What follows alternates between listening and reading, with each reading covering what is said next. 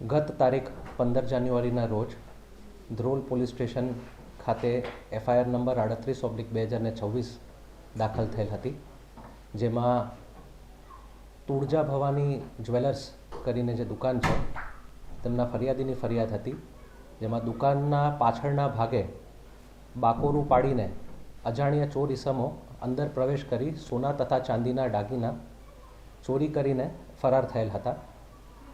ફરિયાદ થયા પછી ધ્રોલની લોકલ પોલીસની ટીમ તથા LCBની ટીમ તાત્કાલિક ત્યાં ઘટના સ્થળે આવી અજાણ્યા ચોર ઈસમોને શોધવા માટે તજવીજનો આરંભ કર્યો હતો.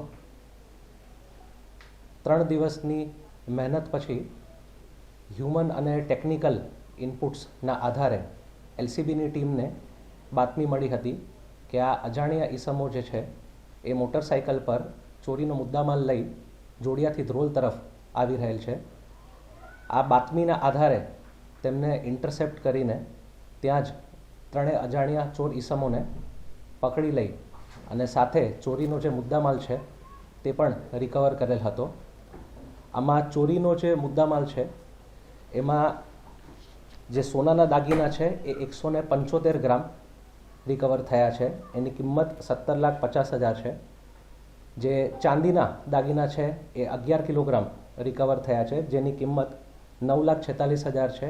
એટલે કુલ ચોરીના જે મુદ્દામાલ છે તેમાં 26,96,000નો કમ્પ્લીટ મુદ્દામાલ રિકવર કરેલ છે.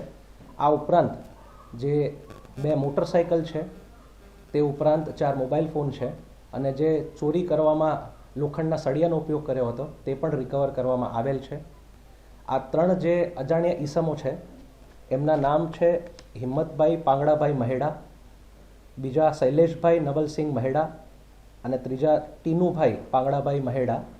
મૂળ તેઓ દાહોદના નિવાસી છે, તો તેઓની અટક કરેલ છે અને મુદ્દામાલ પણ રિકવર કરેલ છે. સાહેબ, આની ઉપર આની પેલા ગુના કે આ નિયમો શું હતું?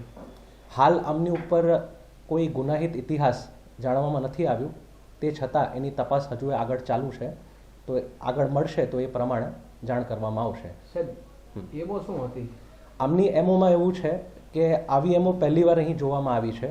એમણે જે બાકોરું પાડ્યું છે એમાં જે લોખંડના સળિયા હતા એ સળિયાથી જે બાંધકામ છે, બાંધકામ થોડું જૂનું હોવાના કારણે સળિયાથી જે ઈંટ છે ઈંટના ભાગને તોડવાનો પ્રયાસ કર્યો હતો.